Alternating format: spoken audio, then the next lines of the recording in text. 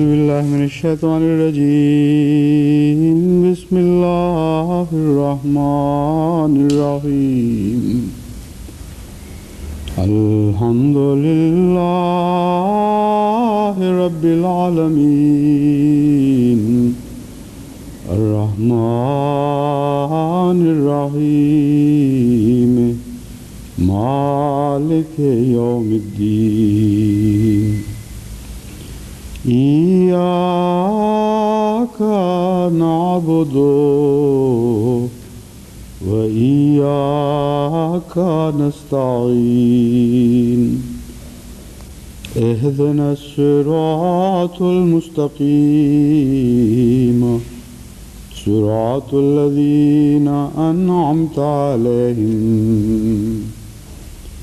غير المغضوب عليهم ولا الضالين.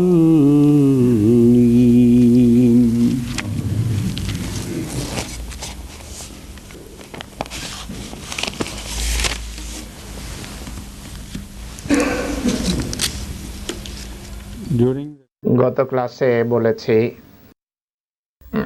যে আব্দ শব্দের দুটো অর্থ মূলত রয়েছে। একটি অর্থ হলো দাস, আর অন্যটি হলো আব্দ অর্থ হলো ইবাদতকারী। আমি বলেছি যে আব্দ অর্থ যদি ইবাদতকারী করা হয় তাহলে বহুবচন হবে এবাদ, আর দাসের অর্থ যদি করা হয় বহুবচন হবে আবিদ এবং আবিদ। মির্জা আব্দুল হক সাহেব তখন বলেছেন যে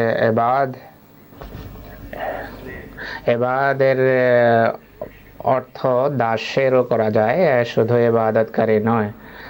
আমি মুফরদাতের আগে দেখলাম, আসলে মুফরদাতের আগের থেকেই আমি এই পার্থক্যটা বুঝতে পেরেছি, আর আমার পুনরায় তা দেখলাম। আমি এই কথাটি আসলে মুফরদাতে উল্লেখ দেখলাম, জামুল আব্দ আব্দুল্লাযী হুয়া মুস্তারাকুন আবিদুন। তো আর আব্দের বহুবচন হলো আবেদ এবাদ। মুফরদাত যদিও আমার দৃষ্টিভঙ্গিকে সমর্থন করে, তবুও আমি মির্জা সাহেবের সাথে একমত। আমি পুরোপুরি তার সাথে মতৈক্য রাখি যে এবাদ শব্দটি আবেদের বহুবচনই নয়, বরং আব্দ শব্দেরও বহুবচন, অর্থাৎ আল্লাহর সাধারণ বান্দা, আল্লাহর সাধারণ দাস বা আল্লাহর সৃষ্টি। কোরআনে কারীমে এর প্রমাণ রয়েছে। এই বহুবচন শব্দটি শুধু ইবাদতকারীদের জন্য ব্যবহার হয়নি, বরং আল্লাহ সাধারণ বান্দার বা সৃষ্টির জন্য ব্যবহার হয়েছে।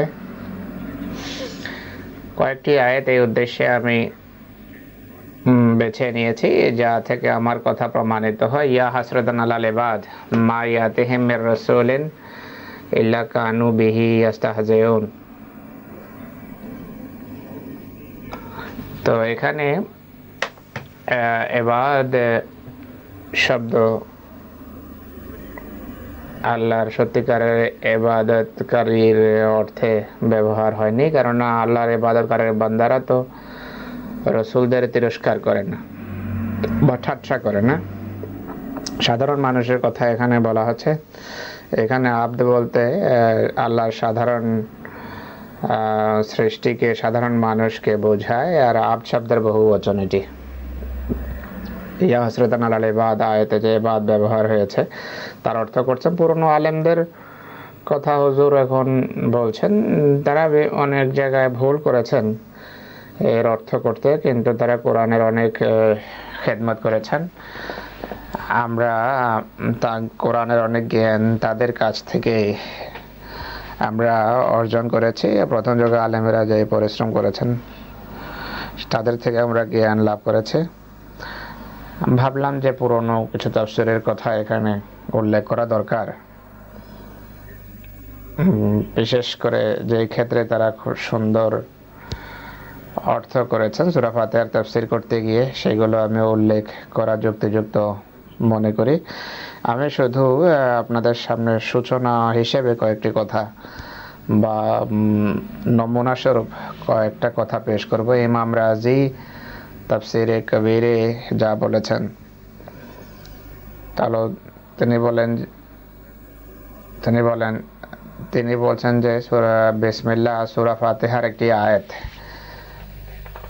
তা সত্ত্বেও এটিকে আল্লাহ রিপিট করেছেন, এটিকে আল্লাহ পুনরাবৃত্তি করেছেন। পুনরাবৃত্তির কারণ আমি ইতিপূর্বে বর্ণনা করেছি, কিন্তু ইমাম রাজি বলেন যে পুনরাবৃত্তির কারণ হলো আল্লাহ সমস্ত গুণাবলীর ভিতর রহমান এবং রহিমই সবচেয়ে গুরুত্বপূর্ণ বৈশিষ্ট্য বা সিফাত, আর সেগুলোর ভিতর অন্য সমস্ত গুণাবলীর ছাপ আছে, সেগুলো অন্য সমস্ত গুণাবলীর বৈশিষ্ট্য নিজের ভিতর রাখে। আর কোরআন কারীমের আরেকটি প্রসিদ্ধ তাফসীর লিখেছেন আল্লামা সৈয়দ মাহমুদ আলুসি, সেই তাফসীরের নাম হলো রুহুল মাআনি।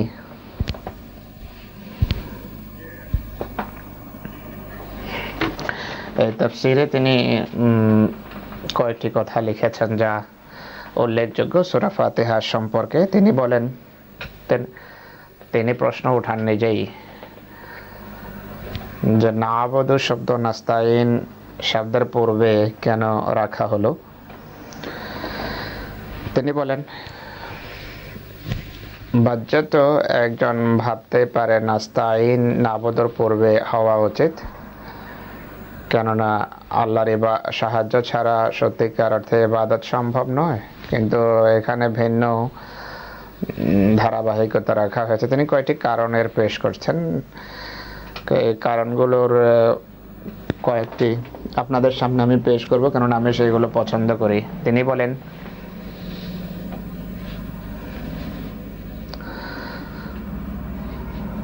ইবাদত আল্লাহর সাহায্য করার একটা উপায়, ইবাদতের মাধ্যমে সাহায্য আসে, তাই ইবাদত শব্দ প্রথমে এসেছে। ইবাদত করা ছাড়া আল্লাহর সাহায্য পেতে পারো না বা চাইতে পারো না, তাই ইবাদত শব্দই প্রথমে আসা উচিত, সাহায্য শব্দ নয়, নাস্তাইন শব্দ নয়। দ্বিতীয়ত তিনি বলেন যে এটি উল্লেখ করা হয়েছে আমাদেরকে বিনয় শেখানোর জন্য। ইয়াকা না'বুদু ওয়া ইয়াকা নাস্তাইন আমাদেরকে বিনয় শেখায়।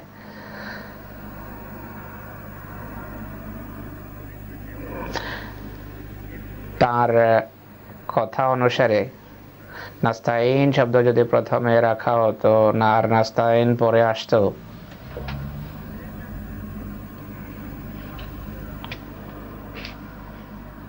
তাহলে কেউ হয়তো ভাবতে পারে হুজুর বলছেন যে আমাকে দেখতে দেন, তিনি কি বলছেন।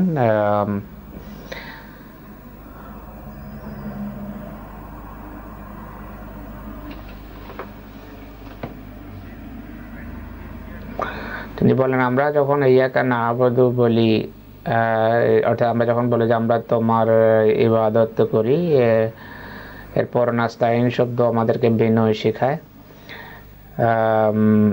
না'বুদুর আমরা ইবাদত করি, কিন্তু ইবাদত আমাদের নিজেদের দ্বারা সম্ভব নয়, তাই আল্লাহর সাহায্য দরকার, তারপরেই নাস্তাইন শব্দ আসা দরকার। আল্লাহ বলছেন, আমার যদি ইবাদত করতে হয় আমার সাহায্য ছাড়া তোমরা কিভাবে করবে।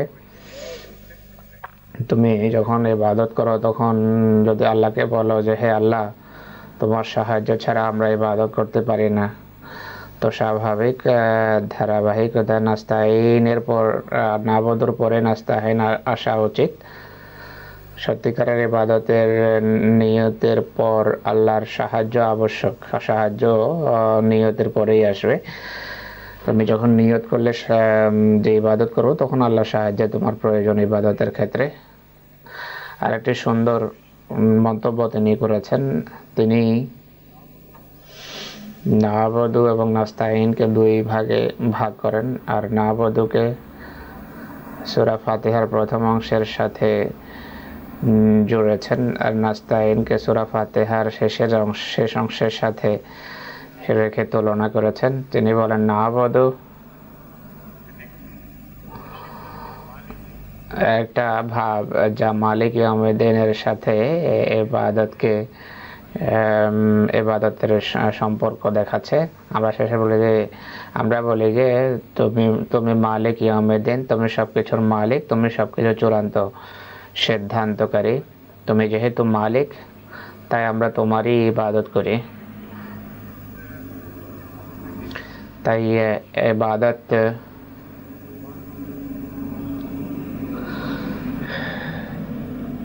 সে ব্যক্তির একটি স্বাভাবিক সহজাত কাজ, যে আল্লাহর সাথে পরিচিত হয়েছে এবং তার সেই ইবাদতে বিলম্ব হওয়া অস্বাভাবিক।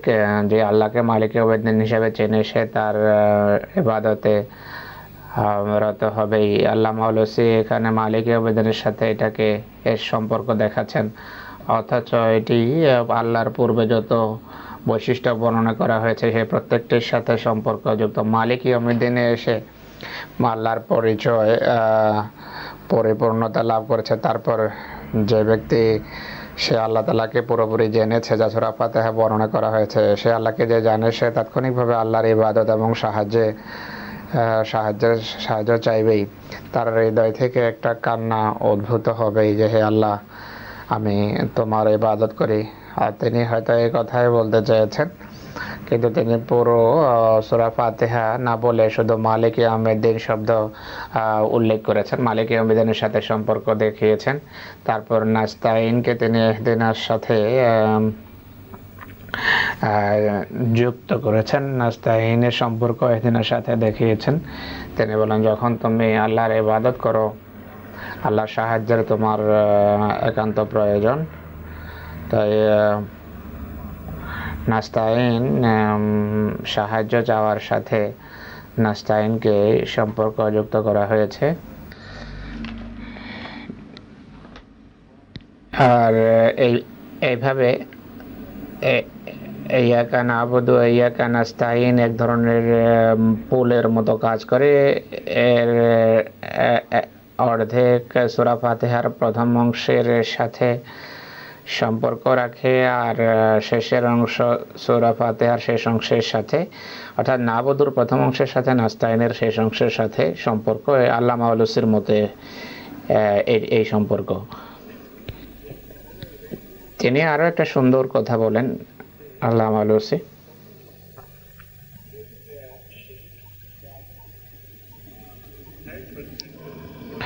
তিনি বলেন যে হঠাৎ করে এখানে সর্বনামও পরিবর্তন হয়েছে। আলহামদুলিল্লাহ রাব্বিল আলামিন, আর রহমানির রহিম, মালিক ইয়াউমিদ্দিন, এটিতে কাউকে সম্বোধন করা হয়নি। এগুলো থার্ড পারসন, যে সব প্রশংসা আল্লাহ, তিনি রহমান রহিম। হঠাৎ করে ইয়াকা না'বুদু, আপনি সরাসরি আল্লাহকে সম্বোধন করা আরম্ভ করেন। আল্লামা আলুসি খুব সুন্দর কথা বলেছেন, যা আমার খুব পছন্দ হয়েছে। তিনি বলেন যে প্রশংসা আসলে নাম পুরুষে হওয়া উচিত, একজনের অবর্তমানে, যেন তিনি উপস্থিত নেই, অবর্তমানে প্রশংসা হওয়া উচিত। আর কোনো ব্যক্তি সামনে থাকলে এমন মনে হয় যেন আপনি তার মিথ্যা প্রশংসা করছেন। তার উপস্থিতির কারণে প্রশংসা করা এটি স্বাভাবিক, কিন্তু কারো অনুপস্থিতিতে কোনো ব্যক্তির যদি আপনি প্রশংসা করেন, সেটি সত্যিকারের প্রশংসা। তাই আল্লাহর প্রশংসা করার সময় আল্লাহর উপস্থিতির প্রয়োজন নেই। তিনি প্রশংসা না করলেও বা তার উপস্থিতি অনুভব না হলেও তিনি প্রশংসনীয়। আল্লাহ নিজেকে নাম পুরুষে প্রশংসা করছেন তোমাদেরকে শিক্ষা দেওয়ার জন্য, যে তিনি এত প্রশংসনীয় যে তোমরা তাকে পৃষ্ঠ প্রদর্শন করলেও তার প্রশংসা তোমাদেরকে করতেই হবে। আর অন্যদিকে যে না'বুদু আছে, সেটিতে আল্লাহর উপস্থিতির প্রয়োজন। ইবাদতের যেন কারো সামনে থাকা, উপস্থিত থাকা জরুরি। তাই হঠাৎ করে নাম পুরুষ থেকে থার্ড পার্সন থেকে সেকেন্ড পার্সনের বিষয়টা এসেছে। কারোর সামনে যখন ঝুঁকেন, সামনে থাকা জরুরি, সেই কারণেই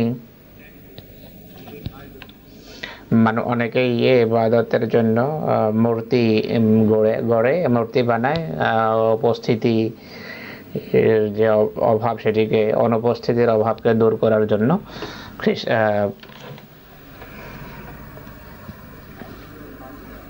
সূরা ফাতিহার যে বিভিন্ন তাফসীর আছে যা অন্য আলেমেরা করেছেন, তাদের সেগুলোর ভিতর আল্লামা আলুসির তাফসীর আমার খুব ভালো লেগেছে।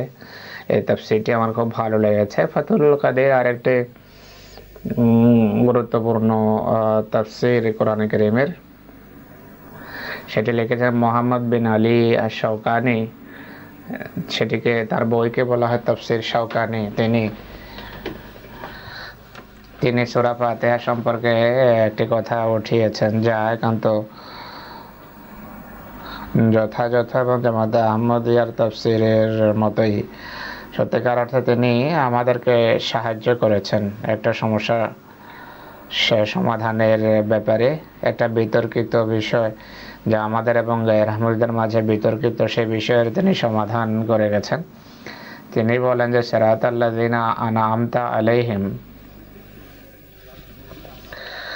আয়াতে সিরাতাল্লাযিনা আনআমতা আলাইহিম একটা পথের কথা উল্লেখ করা হয়েছে, কিন্তু কোন পথ, কতটা, তিনি এটিকে আনআমতা আলাইহিম যে নেয়ামতের পথ, এটিকে সূরা নিসার আয়াত ওমা ইউতিল্লাহ ওয়া রাসূলাহু ফাউলাইকা মাআল্লাযিনা আনআমা আল্লাহু আলাইহিমের সাথে বেঁধেছেন।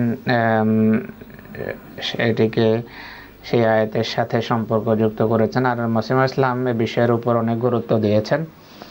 ইহদিনাস সিরাতাল মুস্তাকিম সিরাতাল্লাযিনা আনআমতা আলাইহিম, আমরা আল্লাহর সাহায্য চাচ্ছি আমাদেরকে সৎ পথে পরিচালিত করার জন্য। সেই পথে, যে পথের উপর আল্লাহ তার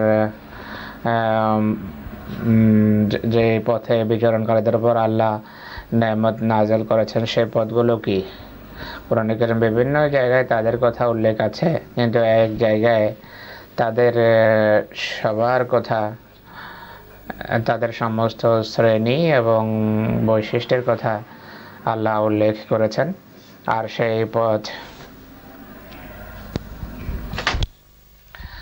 সেই পথের কথা বিস্তারিতভাবে উল্লেখ আছে যে তোমরা যখন ইহদিনাস সিরাতাল মুস্তাকিম বলো, তখন আসলে সেই পথ বলতে এই পথকে বোঝায়। আর সেখানে নবীদের কথা প্রথমে উল্লেখ করেছেন যাদের উপর আল্লাহ নেয়ামত নাযিল করেছেন। তোমরা যখন নেয়ামতের কথা বলো, তোমরা আসলে আল্লাহর কাছে নবুয়ত চাচ্ছ।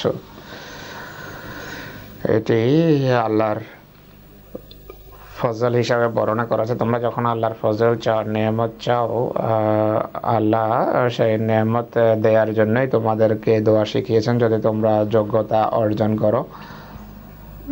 তাই আল্লাহ তাআলার সবচেয়ে বড় নেয়ামত যা আল্লাহ কোনো যুগে মানুষকে দিয়েছেন, সেই নেয়ামতেরও রাস্তা খোলা আছে।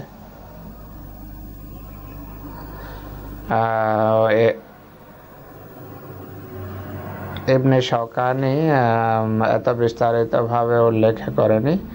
হতে পারে তিনি ভীত ছিলেন, তাই এত বিস্তারিত বলেননি, কিন্তু তিনি এদিকে শুধু ইশারা করেছেন।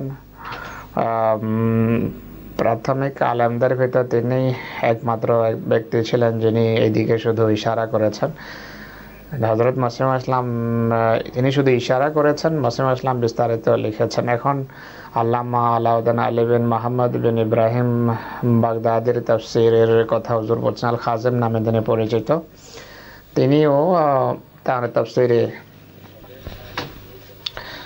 কিছু সুন্দর কথা উল্লেখ করেছেন। সেগুলোর একটি হলো,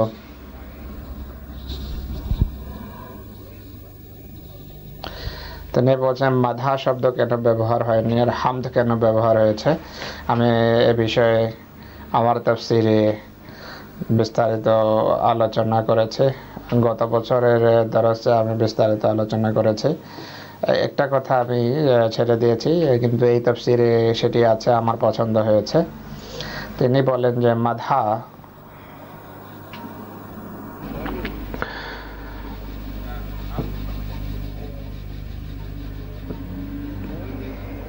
তিনি বলেন যে হামদ শব্দ সবসময় কোনো এহসান এবং অনুগ্রহের পর ব্যবহার করা হয়, কিন্তু মাধা অনুগ্রহের পূর্বেও মানুষ করে থাকে।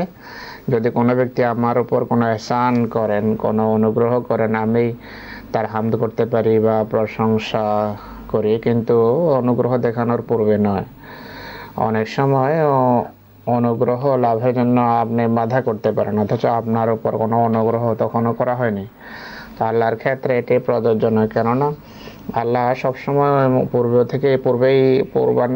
থেকে অনুগ্রহ করে আসছেন মানুষের উপর। তিনি আপনার উপর এত এহসান করেছেন, এত অনুগ্রহ করেছেন যে আপনি আল্লাহর বাধা করতেই পারেন না। একমাত্র রাস্তা যা বাকি থাকে তা হলো হামদ এবং প্রশংসার রাস্তা, কেননা আপনার উপর অজস্র আল্লাহ তাআলার এহসান ইতিমধ্যেই হয়ে গেছে। একান্ত সুন্দর একটি কথা এটি থেকে বোঝা যায় যে সমস্ত আলেমগণ বুজুর্গ মানুষ ছিলেন, মুত্তাকি লোক ছিলেন, এবং আল্লাহ তাদেরকে কোরআনে কারীমের পথ দেখিয়েছেন, কোরআনের হেদায়েত দিয়েছেন।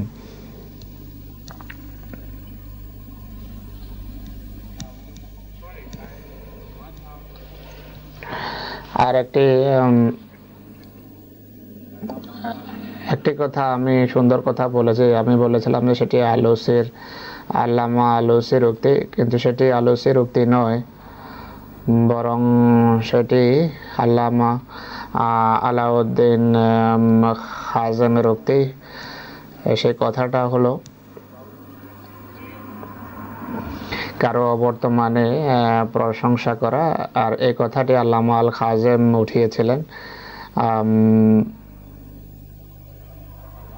আলুসির উক্তি নয়, সেটি আল্লামা আল খাজেমের উক্তি।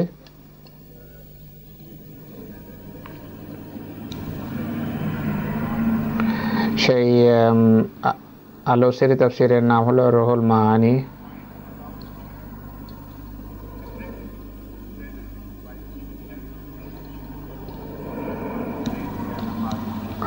আল্লামা আলুসির কথা হলো আল্লাহর প্রশংসার, যিনি যেই সর্বনামের কথা বলেছেন যে কারো বর্তমানে অনুপস্থিতিতে বা উপস্থিতিতে নাম পুরুষে বা মুখাতে সর্বনামে সম্বোধন করার গুরুত্ব কি, এই বিষয়টি উল্লেখ করেছেন আল্লামা আলুসি।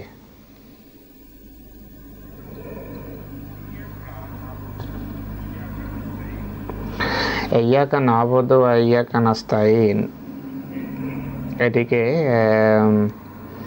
বিভিন্নভাবে এর গুরুত্ব বোঝা যেতে পারে।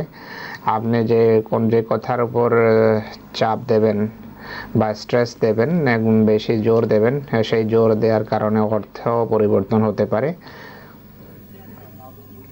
ইয়াকা নাবুদু ওয়া ইয়াকা নাস্তাইন এর অর্থ হলো আমরা তোমার ইবাদত করি আল্লাহ, তাই আমাদের কিছু পুরস্কারও পাওয়া দরকার। ইয়াকা নাবুদু ওয়া ইয়াকা নাস্তাইন, অর্থাৎ আমরা তোমার ইবাদত করি, তাই আমরা যেহেতু ইবাদত করি তাই তোমার সাহায্যের আমরা যোগ্যতা রাখি। এখানে সাহায্য শব্দটি ব্যাপক অর্থে ব্যবহার হতে পারে, শুধু ইবাদতের ক্ষেত্রে সাহায্য নয়, বরং সকল ক্ষেত্রে সাহায্যের প্রয়োজন। তো এই অর্থে আপনি আল্লাহর নিকট থেকে যে কোনো কিছু চাইতে পারেন, কোনো শব্দ যোগ না করে। বারবার নাস্তাইনের বিভিন্ন অর্থ মাথায় রেখে যদি আপনি আল্লাহর সাহায্য চান, ইয়াকা নাবুদুর সাথে যোগ করে যদি যে বিষয়ে আপনার সাহায্য দরকার সেটি যদি মাথায় রেখে দোয়া করেন, তাহলে সেটি অর্থ হবে, আপনি যদি ছাত্র হন, বিশেষ পরীক্ষা যদি আপনার সামনে থাকে, আপনি বলতে পারেন, হে আল্লাহ, আমি আপনার ইবাদত আরম্ভ করেছি, আমার পরীক্ষা নিকটে, তাই আমার তোমার সাহায্যের প্রয়োজন, পুরস্কারের প্রয়োজন। ইয়াকা নাস্তাইনের অর্থ হলো আমাকে পাশ করতে সাহায্য করো। যদি এক ব্যবসায়ীর সমস্যা থাকে, আর প্রায় সময় এমনটি ঘটে, মানুষ যখন সমস্যায় থাকে তখন সে আল্লাহর ইবাদত আরম্ভ করে। তাই এটি কত সুন্দর দোয়া শেখানো হয়েছে যে ইয়াকা নাবুদু, হে আল্লাহ, আপনার ইবাদত করতে যাচ্ছি, তাই আপনার সাহায্যের আমাদের খুব প্রয়োজন। এটি আমাদের ইবাদতের পুরস্কার। তো এটি যথাযথ, কেননা যে সেই সমস্ত ইবাদতকারী যাদের ভিতর অসাধারণ ইবাদতের বৈশিষ্ট্য আছে তারা পুরস্কারের জন্য ইবাদত করে না। তাদের পুরস্কার এমন নয়, তাদের পুরস্কার ভিন্ন ধরনের। তাদের পুরস্কারের কথা কোরআনে অন্যত্র উল্লেখ আছে। কিন্তু যারা সাময়িক ইবাদত করে, যারা কিছু পুরস্কারের আশায় ইবাদত করে, তাদের মাথায় কিছু পুরস্কার থাকে। তাই পুরস্কারের অর্থ তাদের ক্ষেত্রে, এই শ্রেণীর ক্ষেত্রে বিশেষভাবে প্রযোজ্য। কিন্তু এছাড়াও আপনি যদি আধ্যাত্মিকতার একটা উন্নত পর্যায়ে পৌঁছেন, সূরা ফাতিহা আপনাকে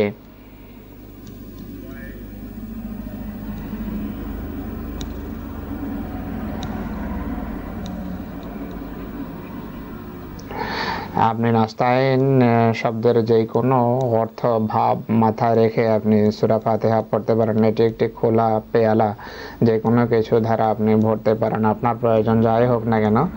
দৃষ্টান্তস্বরূপ, একজন ভালো ইবাদতকারী যিনি শুধু আল্লাহ তাআলারই সন্ধানে থাকেন, আল্লাহকেই সন্ধানে থাকেন, তার জন্য এটা প্রযোজ্য। তিনি বলতেন ইয়াকা না'বুদু ওয়া ইয়াকা নাস্তাইন, অর্থাৎ তোমারই আমরা ইবাদত করি, অর্থাৎ হে আল্লাহ আমরা তোমার সন্ধানে আছি, তোমার মেহেরবানির সন্ধানে আছে, তোমার সত্তা হলো আমাদের লক্ষ্য,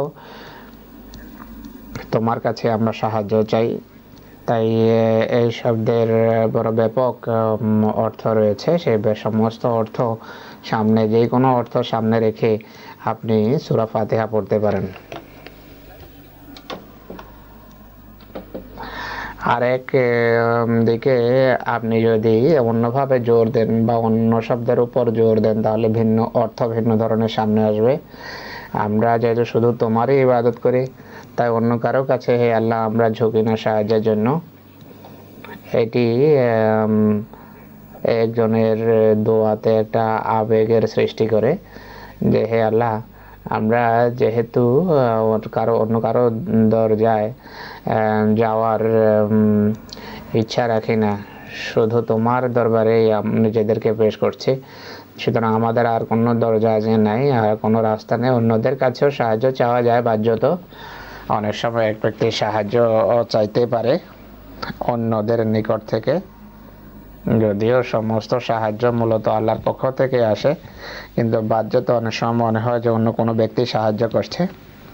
তো এটি আপনাকে সেটিও স্মরণ করাবে যে যদি এমনকি এই সাহায্য সে আল্লাহর পক্ষ থেকে, সাহায্য তুমি এক ব্যক্তির হাত থেকে গ্রহণ করলেও এই দৃঢ় বিশ্বাস তোমার থাকবে যে সাহায্য আল্লাহর পক্ষ থেকে এসেছে। কিন্তু এছাড়া এখানের অর্থ হবে যে হে আল্লাহ, আমরা বড়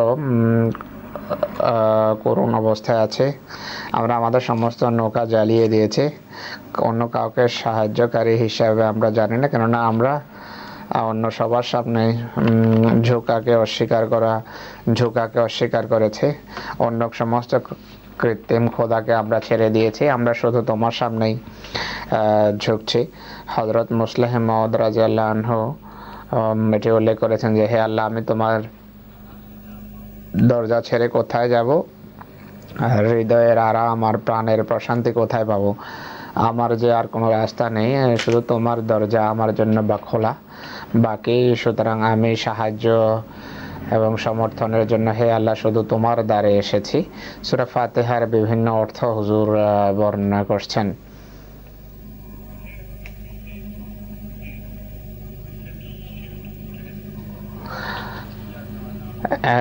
ইয়াকা না'বুদু ওয়া ইয়াকা নাস্তাইন আর একটা অর্থ হতে পারে যে আমরা তোমারই ইবাদত করি, কিন্তু তোমার সাহায্য ছাড়া যে তোমাকে ইবাদত করা সম্ভব নয় হে আল্লাহ।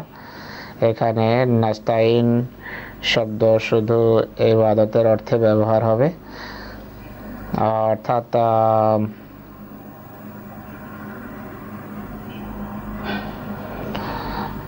ইবাদত করা, ইবাদতের চূড়ান্ত অর্থে ইবাদত করা, কিন্তু সেই ইবাদতও আল্লাহর সাহায্য ছাড়া কোনোভাবে করা সম্ভব নয়। আরেকটি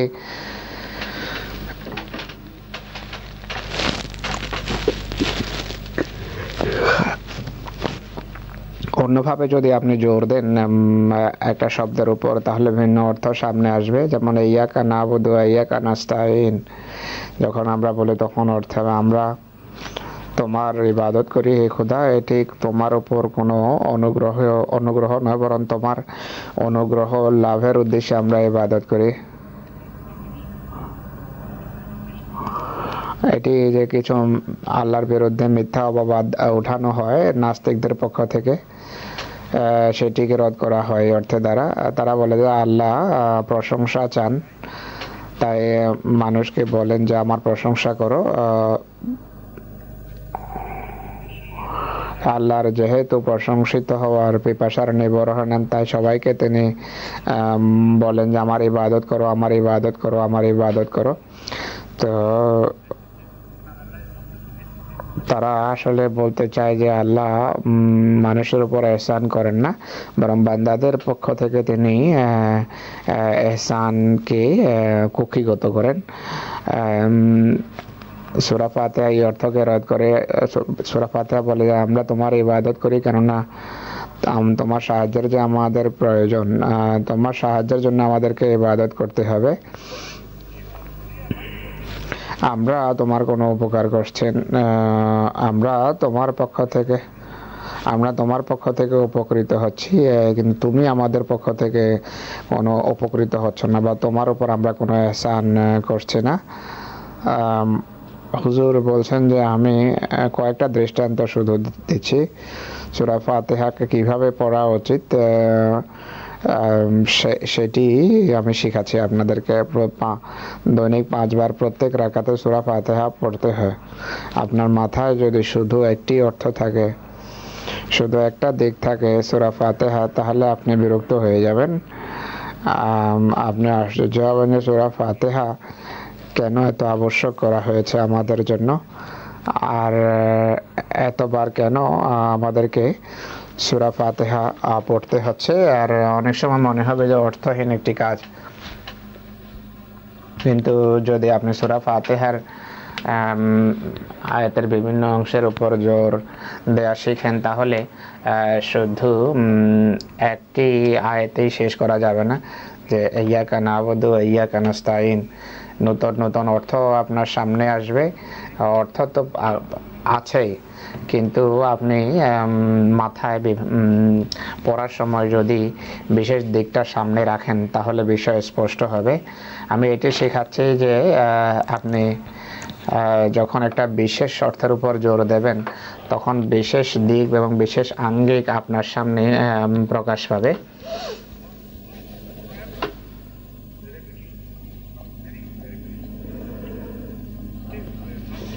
আপনি যেমনই রিপিট করেন, যতবারই রিপিট করেন না কেন, আপনি বিরক্তি বোধ করবেন না।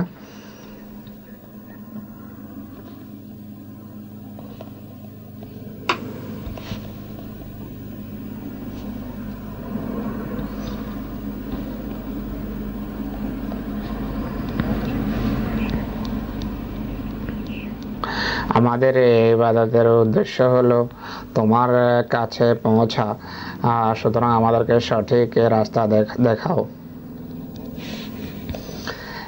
ইহদিনা সিরাতাল মুস্তাকিম এর একটা অর্থ হলো আমরা অন্য জিনিসের জন্য তোমার সাহায্য চাচ্ছি না, তোমার কাছে পৌঁছার জন্য তোমার সাহায্য চাচ্ছি।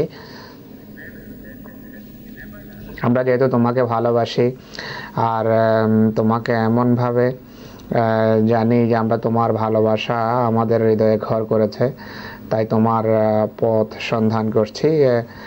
তোমার সাহায্য ছাড়া, তোমার পথ দেখানো ছাড়া আমরা যে তোমাকে পাবো না।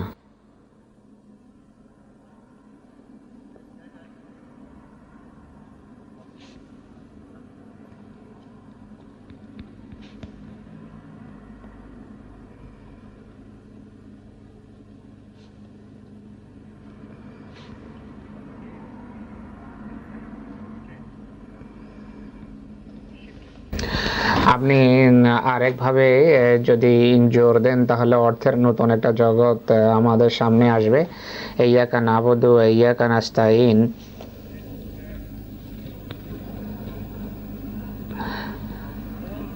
এর একটি অর্থ হলো যে আমরা তোমার কাছে পৌঁছার জন্য মিথ্যা খোদার সাহায্যের প্রয়োজন নেই আমাদের, তোমার কাছে পৌঁছার জন্য আমাদের কোনো মূর্তির সাহায্যের প্রয়োজন নেই।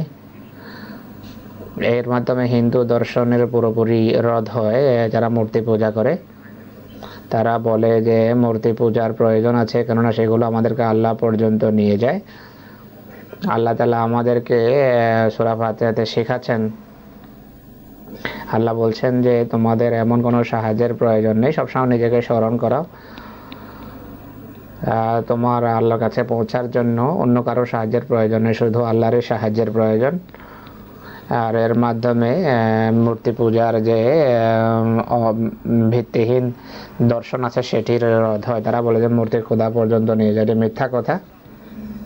একই সময় আল্লাহ আমাদেরকে শেখান যে কিছু মানুষের সাহায্যের তোমার প্রয়োজন আল্লাহ পর্যন্ত পৌঁছানোর জন্য, কিন্তু তারা আল্লাহর শরীক নন বা কৃত্রিম খোদা নন। সিরাতাল্লাযিনা আন'আমতা আলাইহিম, আমরা শুধু সেই সমস্ত লোকদের সাহায্য চাই যাদেরকে তুমি নিজে তোমার পথ দেখিয়েছ, যাদের উপর তুমি তোমার ihsan করেছো, অনুগ্রহ করেছো। তাই চূড়ান্ত গাইড হলেন আল্লাহ তাআলা। যারা তোমার বান্দা, যারা তোমার সামনে তোমার ইচ্ছার সামনে ঝুঁকেছে, যাদেরকে তুমি শিখিয়েছো, যাদেরকে তুমি তোমার ইবাদত করা শিখিয়েছো, যারা তোমার কাছে তো পৌঁছা শিখেছে তোমার মাধ্যমে, আমরা তাদের সাহায্য চাই, কেননা তাদেরকে তুমি শিখিয়েছো।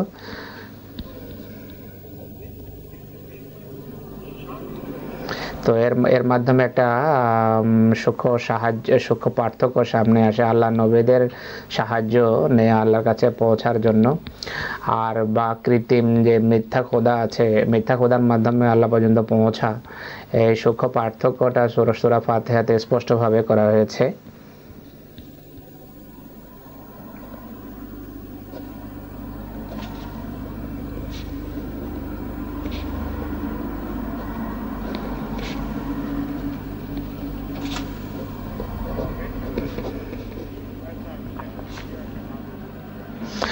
যখন আপনি ইয়্যাকা না'বুদু ওয়া ইয়্যাকা নাস্তাঈন পরে আল্লাহ সাহায্য চান এবং তারপর বলেন যে ইহদিনাস সিরাতাল মুস্তাকিম,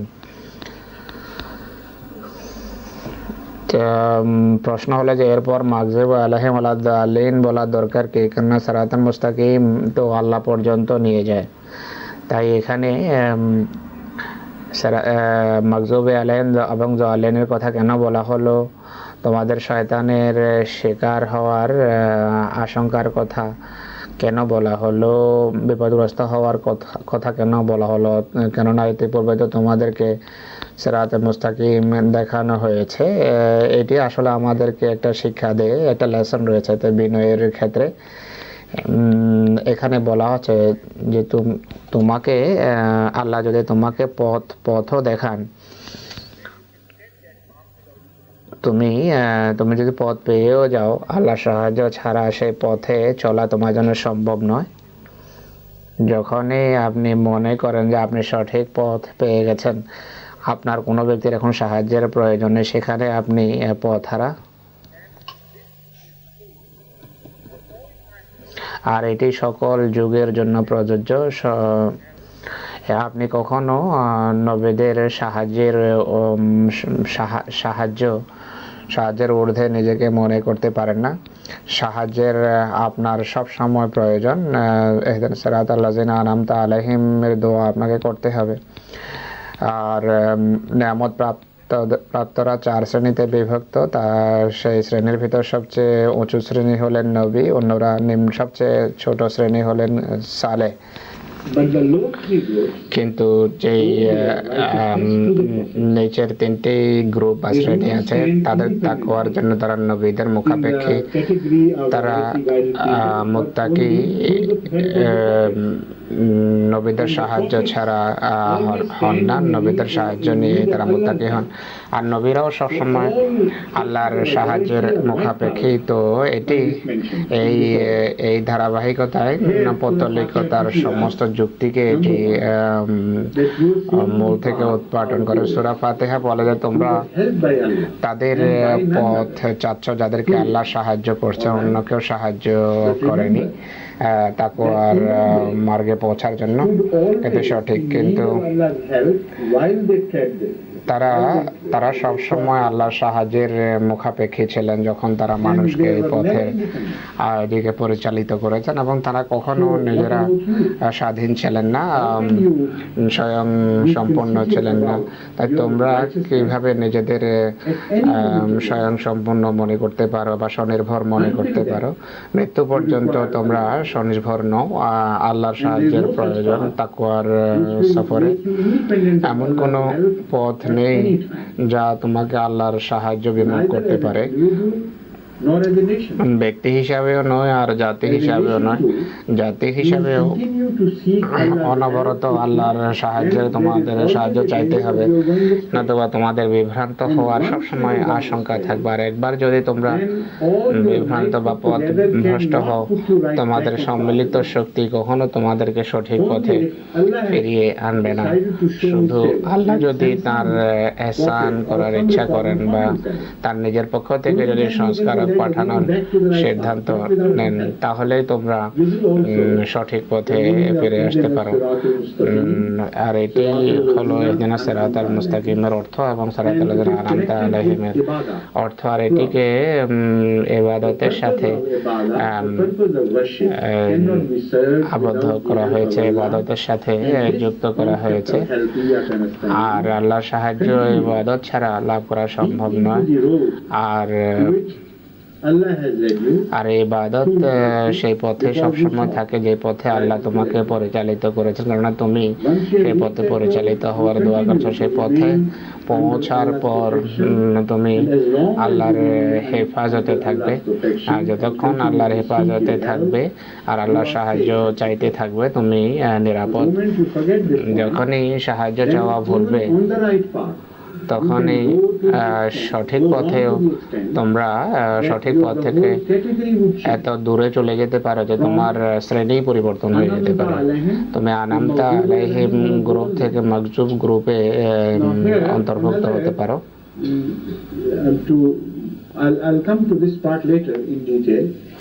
এই বিষয়ে আমি বিস্তারিত আলোচনা পরে করব।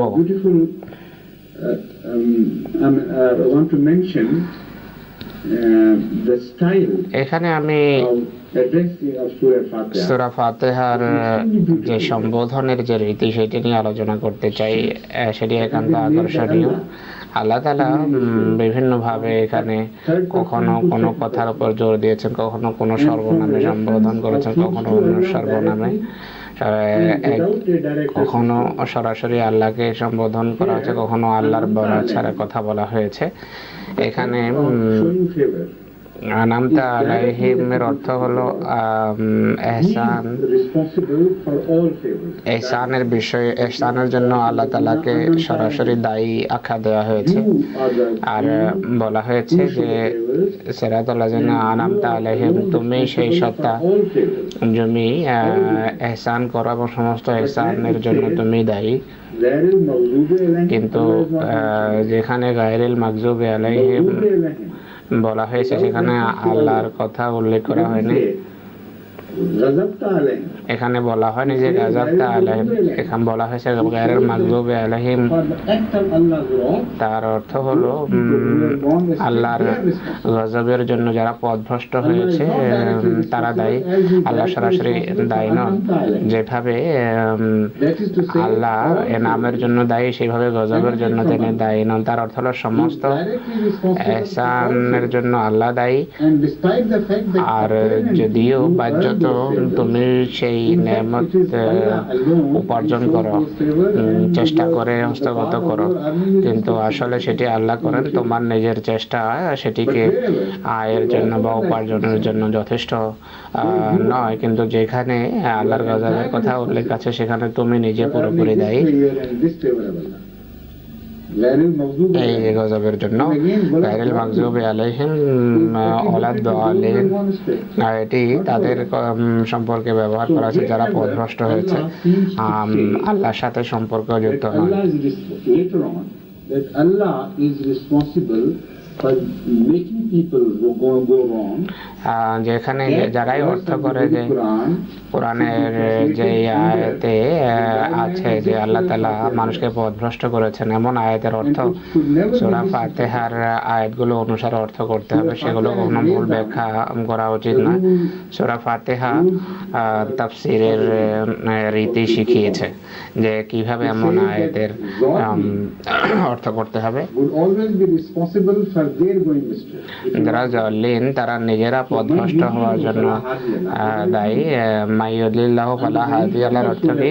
সূরা ফাতিহার আয়াত অনুসারে অর্থ করতে হবে যাদেরকে তুমি পথভ্রষ্ট আখ্যা দিয়েছো তারা সঠিক পথ পেতে পারে না যতক্ষণ পর্যন্ত তুমি সরাসরি আবার তাদের হাত ধরে সঠিক পথে ফিরিয়ে নিয়ে আসো।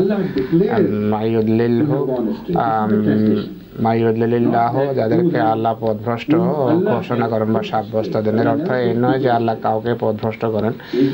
এই অনুবাদ করা যে আল্লাহ তাদেরকে পথভ্রষ্ট করেছেন এটি ঠিক নয়। আল্লাহ সবসময় মানুষের উপর এহসান করেন, মানুষকে আল্লাহ তাআলা নিজে পথভ্রষ্ট করেন না।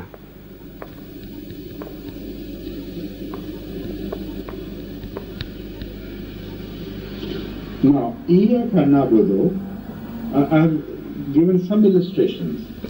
ইয়াকা নাবুদুর কিছু ব্যাখ্যা আমি করেছি, কিন্তু আমি বলেছি যে ব্যাখ্যা করে শেষ করা যাবে না।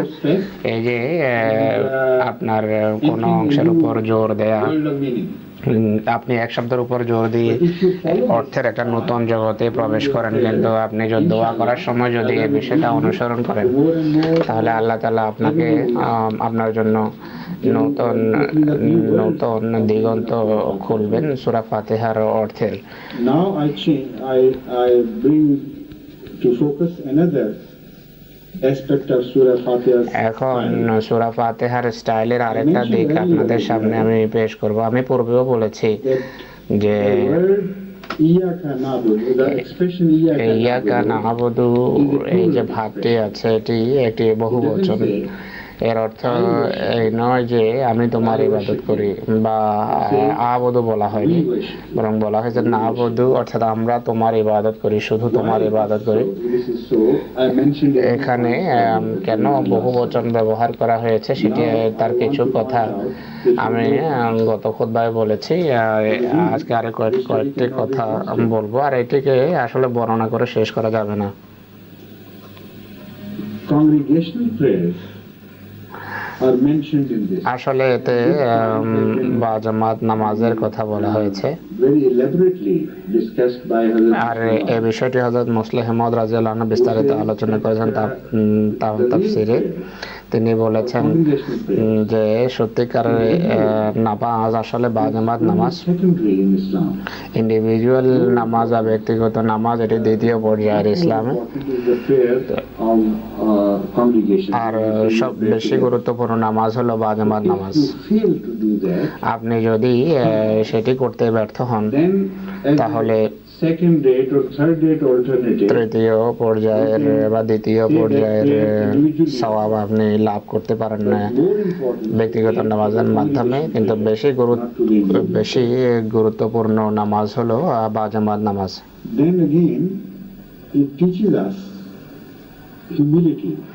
তারপর এটি আমাদেরকে বিনয় শেখায়। কিভাবে?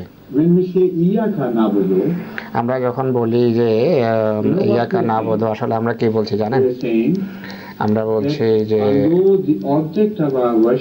যদিও আমাদের ইবাদতের লক্ষ্য এক, অর্থাৎ শুধু তুমি হে আল্লাহ, কিন্তু ইবাদতকারী অগণিত, আমরা সেই ইবাদতকারীর শুধু একজন। আমরা তোমার কাছে গুরুত্বপূর্ণ নই, তুমি আমাদের জন্য গুরুত্বপূর্ণ হে আল্লাহ।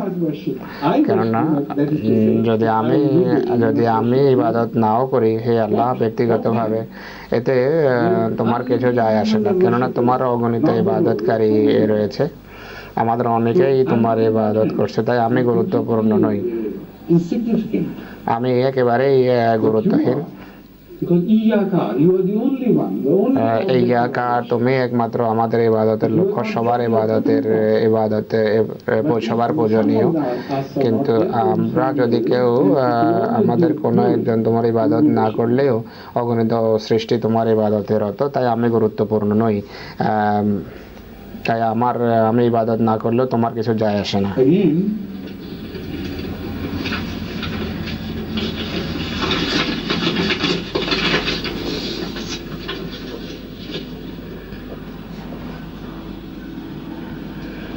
Iyaka na'budu has a quality. পুনরায় ইয়াকা নাবুদুর ভিতর একটা ভবিষ্যৎবাণী আছে। Allah is made always first by the prophets. আল্লাহর সাথে এই প্রতিশ্রুতি সর্বপ্রথম নবীরাই দিয়ে থাকেন, যাদের উপর আল্লাহ ওহী করেন, আর নবীরা তো তখন একা। So what a booster of confidence. তো প্রশ্ন হলো যে Muhammad Mustafa এটিতে কি ভবিষ্যৎবাণী আছে? হযরত মুহাম্মদ সাল্লাল্লাহু আলাইহি ওয়াসাল্লাম আল্লাহর ইবাদত করছেন আর বলছেন যে ইয়াকা না'বুদু, আমি একা নই। অর্থাৎ হে আল্লাহ, তুমি প্রতিশ্রুতি দিয়েছো যে আমার সাথে একটি জামাত আসবে, আর এটি একটি আল্লাহ তাআলার নিয়ম বা আইন, যাতে কখনো পরিবর্তন আসবে না। সেই কারণে নবীদেরকে কোনো কোনো সময় উম্মত বলা হয়। Kana no ummatan qanitan lillah. That Abraham was ইন্না ইব্রাহিম কানা উম্মাতান কানিতান, people. অর্থাৎ ইব্রাহিম নিজে এক উম্মত ছিলেন, একটা উম্মতের বীজ ছিল। Points out ইয়াকা না'বুদু সে ভবিষ্যৎবাণীর দিকে ইশারা। যদিও হযরত মুহাম্মদ মুস্তাফা সাল্লাল্লাহু আলাইহি সাল্লাম প্রথমবার যে বলেছেন ইয়াকা না'বুদু, তখন তিনি একা ছিলেন, কিন্তু তিনি একা থাকবেন না। তাকে অগণিত মানুষ অনুসরণ করবে, আর কোটি কোটি মানুষ এক পর্যায়ে মুহাম্মদকে অনুসরণ করবে।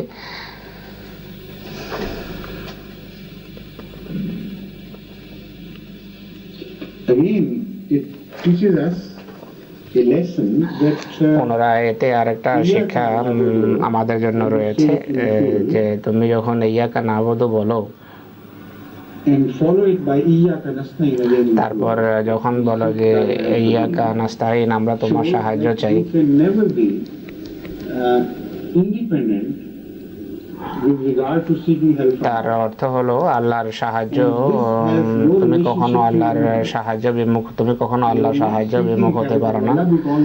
তুমি সাহায্য চাও, তোমাদের সংখ্যা অল্প হোক আর বেশি হোক, সবসময় তোমাকে সাহায্য চাইতেই হবে। তোমরা যদি কোটি কোটিও হয়ে যাও, ইয়াকা নাস্তাইন তোমাকে সবসময় বলতেই হবে, তোমাকে সাহায্য চাইতেই হবে। এর অর্থ হলো তোমার বর্ধমান সংখ্যা যেন তোমাকে আল্লাহর সাহায্যের ঊর্ধ্বে নিয়ে যেতে পারে না। ইয়াকা নাস্তাইন সবসময় তোমাকে স্মরণ করায় যে আল্লাহ তাআলাই তোমাকে সাহায্য করছেন, তোমাদের সংখ্যা নয়।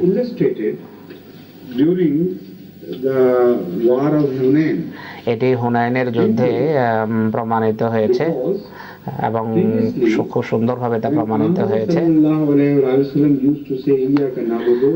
কেননা পূর্বে রাসূল করিম সাল্লাল্লাহু আলাইহি ওয়াসাল্লাম যখন ইয়াকা না'বুদু বলতেন, তখন তিনি এবং তার অনুসারীর সংখ্যা অনেক কম ছিল। আর আল্লাহ এটি দেখাতে চেয়েছেন, বোঝাতে চেয়েছেন যে মুসলমানদের বিজয় সত্যিকার অর্থে তাদের ইবাদতের কারণে ছিল, সংখ্যার কারণে নয়।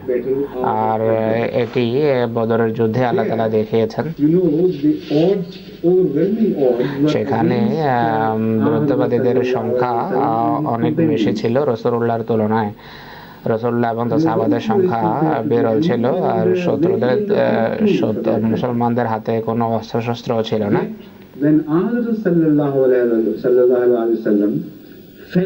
কিন্তু রসুল করিম সাল্লাল্লাহু আলাইহি সাল্লাম যখন আল্লাহ সাহায্য চাওয়ার উপর জোর দিলেন, তখন অনুভব করলেন যে আল্লাহ সাহায্যের প্রয়োজন হলো। তিনি বলেছেন, আল্লাহুম্মা ইন্না হালাকতা হাযিল ইসাবাতা লান তাউবুদা ফিল আরদি আবাদা। অর্থাৎ হে আল্লাহ, যদি এই ছোট জামাতকে আজকে এখানে ধ্বংস হতে দাও, তুমি এর ফলে সাধারণ মানুষ ধ্বংস হবে না, বরং তুমি ইবাদতকারীদের সর্বোৎকৃষ্ট ইবাদতকারী যা তুমি পৃথিবীতে সৃষ্টি করেছো তাদেরকে ধ্বংস করবে। তাই ইবাদতের খাতিরে আমাদেরকে সাহায্য করো। আর এটি ছিল রাসূলুল্লাহর দোয়া, যা তখন নিদর্শন হিসাবে কাজ করেছে এবং যুদ্ধের চিত্র পাল্টে গেছে। তখন থেকে শুধু একতরফা বিষয় ঘটেছে, হত্যা করেছে মুসলমানরা আর নিহত হয়েছে শত্রুরা। এটি সরাসরি বিজয় ছিল মুহাম্মদ সাল্লাল্লাহু আলাইহি ওয়াসাল্লামের এই দোয়ার পর। What you see on Hunain, on the day of Hunain, is a different picture. হুনাইনে আপনারা যা দেখেন সেটি সম্পূর্ণ ভিন্ন চিত্র। In favor of the Muslims. সেখানে সংখ্যা মুসলমানদের অনেক বেশি ছিল, কিন্তু সেই সকল মুসলমান ছিল যারা শুধু ইসলামে প্রবেশ করেছে, ইসলাম গ্রহণ করেছে। তারা ইসলামের গুরুত্ব এবং ইসলামের যে সত্যিকারের শিক্ষা এবং দোয়ার প্রাণ সেটি বুঝেনি যেভাবে পূর্বের মুসলমানেরা জানতো। তারা শুধু মক্কা বিজয়ের সময় মুসলমান হয়েছিল। তারা এটি নিয়ে গর্ব করেছে, পরিষ্কার ভাষায় সেটি উল্লেখ করেছে। এটি উল্লেখ আছে যে কিছু মুসলমান যারা রাসূলুল্লাহর আর্মিতে অন্তর্ভুক্ত হয়েছিল, তারা যুদ্ধের পূর্বে সংখ্যা নিয়ে গর্ব করেছে, অহংকার করেছে যে ইতিপূর্বে আমরা সংখ্যা অল্প ছিলাম, আমরা এই কাফেরদেরকে পরাস্ত করেছি, এখন আমাদের সংখ্যা এত বেড়ে গেছে যে পৃথিবী থেকে আমাদেরকে পরাজিত করতে পারে। এবং তারা সত্যিকার অর্থে পরাজিত হয়েছে। এই কথা প্রমাণিত হয়েছে যে ইয়াকা না'বুদু ওয়া ইয়াকা নাস্তাঈনের এর সাথে সম্পর্ক আছে, যে যেহেতু তোমরা আল্লাহর ইবাদত করো, তাই আল্লাহর সাহায্যের সবসময় তোমাদের প্রয়োজন। সংখ্যা যদি তোমাদের বেড়েও যায়, আল্লাহ সাহায্য তোমরা কখনো আল্লাহ সাহায্য বিমুখ হতে পারো না। যদি এটি ভুলে যাও, তাহলে সংখ্যা তোমাদের কোনো কাজে লাগবে না বা কাজে আসবে না। কত অনেক বড় ক্ষতি সেদিন মুসলমানদের হয়েছে। যদি পুনরায় এটি রাসূলুল্লাহ সাল্লাল্লাহু আলাইহি ওয়াসাল্লামের একা রাসূলুল্লাহ যদি সেদিন না হতেন যুদ্ধের ময়দানে, তাহলে যুদ্ধের অবস্থা কখনো পাল্টানো সম্ভব হতো না। এটি ইসলামী সৈন্যের ভয়াবহ পরাজয় হতো। কিন্তু মুহাম্মদ সাল্লাল্লাহু আলাইহি ওয়াসাল্লাম যেহেতু একা যুদ্ধের ময়দানে দণ্ডায়মান হন এবং তিনি ইবাদত শিখিয়েছিলেন, এবং তিনি সাল্লাল্লাহু আলাইহি ওয়াসাল্লাম কখনো সঠিক পথ থেকে বিচ্যুত হননি এবং ইবাদতের সঠিক অর্থ থেকে বিচ্যুত হতে আল্লাহর খাতিরে, আল্লাহ তাআলা তার খাতিরে পুনরায় যে স্রোত সেটিকে মুসলমানদের অনুকূলে ঘুরিয়ে দেন। ইয়াকা না'বুদু এটি একটি plural. Allah Ta'ala wanted to convey the benefit of Hazrat Rasul Akram sallallahu alaihi wasallam's prayer and worship to the rest of his ummah. আসলে আল্লাহ তাআলা মুহাম্মদ সাল্লাল্লাহু আলাইহি ওয়াসাল্লামের যে বরকত দ্বারা মুহাম্মদ উম্মতকে বরকত মণ্ডিত করতে চেয়েছেন। যদি বলেন যে ইয়াকা আ'বুদু ইয়াকা আস্তাঈন, যদি বলতেন সমস্ত বরকত তার সত্তাতেই সীমিত থাকতো, কিন্তু তিনি যেহেতু রহমতুল আলামিন ছিলেন,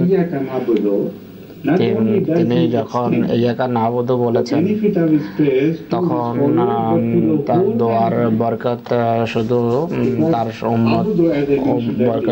উম্মতি বরকত মণ্ডিত হয়নি, বরং সমস্ত মানবতা বরকত মণ্ডিত হয়েছে, সমস্ত মানব জাতি বরকত মণ্ডিত হয়েছে। আমি পূর্বে বলেছি যে যখন আমরা ইয়াকা না'বুদু বলি, ব্যাপক অর্থে আমরা সেটি সমস্ত বান্দাদের পক্ষে, ইবাদতকারীদের পক্ষে, বান্দাদের পক্ষে বলে তারা ইবাদত করুক বা না করুক, আমরা মানবতার প্রতিনিধিত্ব করি। আমরা বলি যে ইয়াকা না'বুদু। আমরা এটি যখন বলি benefit of prayer also reaches আমাদের দোয়ার বরকত অন্যরাও বরকতমণ্ডিত হয়। হযরত মুহাম্মদ সাল্লাল্লাহু আলাইহি ওয়াসাল্লাম যখন এটি বলেন the benefit of তখন prayer তার দোয়ার শেষ বা বরকত ibad শুধু বান্দারাই লাভ করে না, ইবাদই লাভ করে না, বরং সমস্ত বিশ্ব জগৎ তাতে বরকতমণ্ডিত হয়। কেননা তিনি রহমতুল আলামিন। আমি বিস্তারিত তা এখন আবার উল্লেখ করব না, কিন্তু পূর্বের এক দরসে আমি উল্লেখ করেছি, মনে হয় গত রোববারে উল্লেখ করেছি। আমি বলেছি যে নাবুদু শুধু মানব মণ্ডলীকে বোঝায় না, বরং এটি সমস্ত বিশ্ব জগৎকে আয়ত্ত করে। কেননা পুরো ব্যাপারটার রুবুবিয়ত থেকে আরম্ভ হয়। যখন প্রথমে সৃষ্টি আরম্ভ হয় তখন থেকে রুবুবিয়ত কাজ আরম্ভ করে আল্লাহ তাআলা। অবশেষে সেটিকে মানুষের পর্যায়ে পৌঁছিয়েছেন। তখন মানুষ যখন কথা বলে সমস্ত সৃষ্টির পক্ষে কথা বলে, কেননা সে সৃষ্টির লক্ষ্য, সে বিশ্বজগতের সৃষ্টির চূড়ান্ত লক্ষ্য। তো নেতা অনেক সময় তার পুরো অনুসারীর পক্ষে কথা বলে। যখন আমরা ইয়াকা নাবুদু বলি তখন এর অর্থ এটিও হতে পারে যে হে আল্লাহ, আমরা সেই চূড়ায় পৌঁছেছি, আমরা তুঙ্গে পৌঁছেছি যেখানে সৃষ্টিকে নিয়ে যাওয়া আর লক্ষ্য, নিয়ে যাওয়ার উদ্দেশ্য। আমরা যখন ইয়াকা নাবুদু বলি তখন আমরা শুধু নিজেদের পক্ষেই কথা বলি না মানুষ হিসাবে, বরং সমগ্র বিশ্বজগতের পক্ষে কথা বলি। আল্লাহ, আমরা আপনাকে চিনেছি, আমরা চেতনার এমন একটি স্তরে পৌঁছেছি যে আমরা আপনাকে সেভাবে চিনতে পারি যেভাবে বিশ্বের অন্য কেউ চিনতে পারে না। আমরা বিশ্বের সারাংশ, আমরা সৃষ্টির নেতা, আমরা পুরো সৃষ্টির পক্ষে, সৃষ্টির সমর্থনে বলছি। যদি এই অর্থ সত্য হয়, তা সাধারণ ইবাদতের ক্ষেত্রে এটি যদি সত্য প্রমাণিত হয়,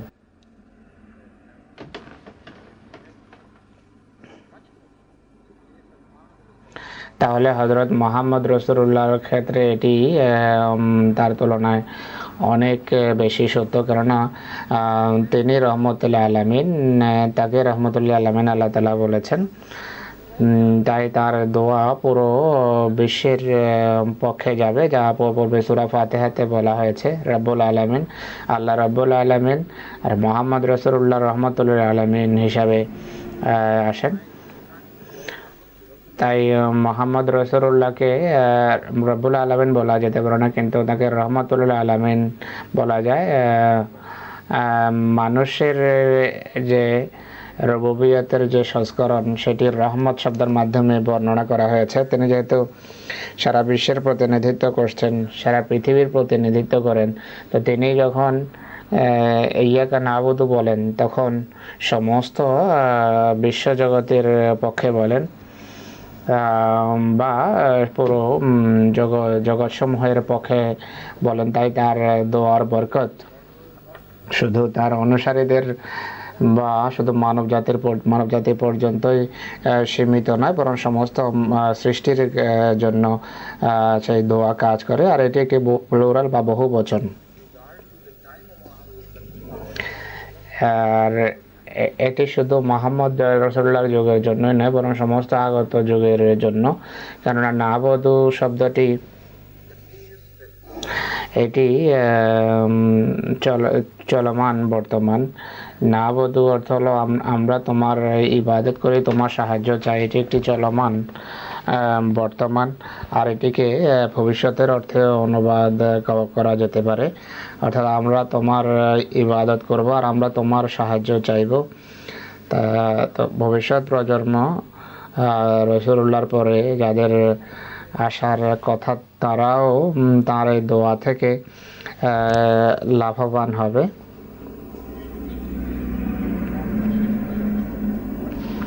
আমরা যেভাবে ইবাদত করি যেভাবে ইবাদত করা দরকার, আমরা যদি সেভাবে ইবাদত করি তাহলে আমরা মোহাম্মদ রসুল্লাহর দোয়ার বরকত ইনশাআল্লাহ লাভ করতে থাকবো। পুরো উম্মত সেই রহমত এবং বরকত পেতে থাকবে, লাভ করতে থাকবে, ব্যক্তিগতভাবেও আর জামাতবদ্ধভাবেও।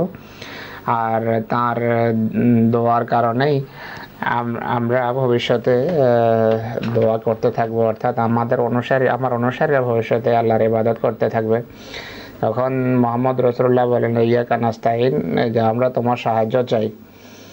অর্থাৎ ভবিষ্যতের সমস্ত প্রজন্মকে তিনি সেই দোয়াতে অন্তর্ভুক্ত করলেন যে হে আল্লাহ, তুমি ইবাদতকারীদের সাহায্য করতে থেকো যারা ইবাদতের ক্ষেত্রে আমার পদাঙ্ক অনুসরণ করছে। তাই মোহাম্মদ রসুল্লাহর দোয়ার বরকত আরবি ভাষার স্টাইলের কারণে এবং এই বহু বচনে দোয়ার কারণে সেটি সমস্ত জগতের জন্য প্রযোজ্য এবং আগত সমস্ত প্রজন্ম এবং সমস্ত জগৎ, সমস্ত মানব মণ্ডলীর জন্য প্রযোজ্য। তো এই 6টি কথা আমি বলতে চেয়েছি। আর আমি 7ম কথাও পূর্বে উল্লেখ করেছি। ইয়াকা নাবুদুর 6টি পয়েন্ট আমি আপনাদের সামনে বর্ণনা করলাম। এখন 7ম পয়েন্ট আপনাদের সামনে বর্ণনা করব। 6টি বর্ণনা করেছি আমি।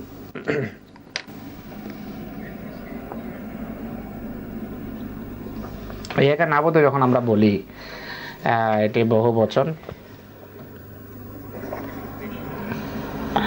এটি শুধু অন্তঃসার শূন্য কোনো দাবি নয়, অর্থাৎ আমরা মানুষ, আমরা ইবাদত করি এই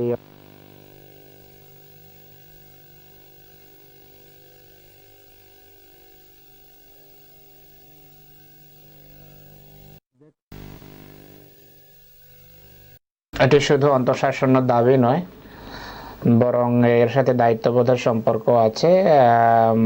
বরং এর মাধ্যমে একটা দায়িত্ববোধের জন্য দোয়া করা হয়। দৃষ্টান্তস্বরূপ রাসূলুল্লাহর দিকে দেখুন, ওয়াহি নাযিল হওয়ার পর তিনি নিজে বলেন যে ইয়াকা না'বুদু, এর অর্থ তিনি একটা প্রতিশ্রুতি দিচ্ছেন আল্লাহকে যে আল্লাহ, তোমার ইবাদতে আমি একা থাকব না, আমি ইবাদতকারীদের গণ্ডিকে প্রসারিত করব, আমি সে দায়িত্ব পালন করতে থাকব যেন আমাদের সংখ্যা বাড়তে থাকে।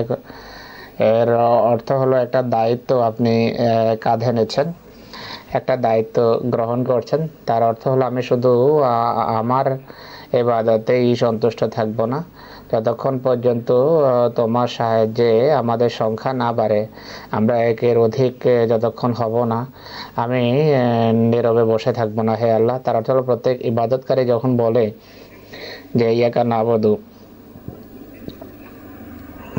এই কথা বলার সাথে সাথে প্রত্যেক নবী যখন আল্লাহর কাছে সাহায্য চায় বহু বচনে, তখন সে একটা দায়িত্ব গ্রহণ করে। একই সাথে এই দোয়ার করার সাথে সাথে প্রত্যেক ইবাদতকারী নিজের কাঁধে সেই দায়িত্ব নেয় এবং ইবাদতকারীদের সংখ্যা এবং গণ্ডিকে বাড়ানোর সে প্রতিশ্রুতি দেয় আল্লাহ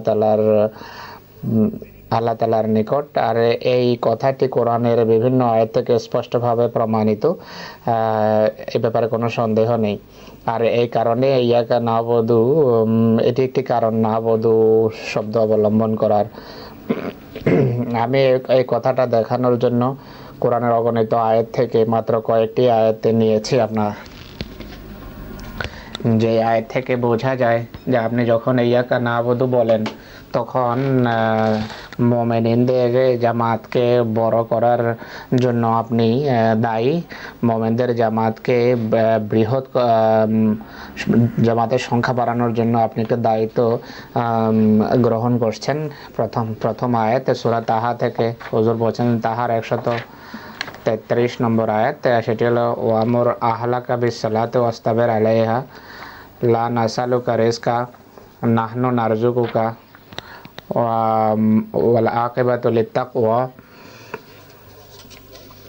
তুমি আল্লাহর সাথে অঙ্গীকার করছো যে ইয়াকা না'বুদু, তো এই দাবির কারণে ইবাদতকারীদের সংখ্যা বাড়ানোর জন্য তোমাকে চেষ্টা করতে হবে, কেননা তুমি বহু বচনে দোয়া করেছ। এই দায়িত্ব এখন গ্রহণ করো আর এই মোমেনদের পরিধিকে বাড়াও, তোমার ঘর থেকে সেই দায়িত্ব আরম্ভ করো। ওয়ামুর আহলাকা বিসসালাতি ওয়াস্তাবির আলাইহা।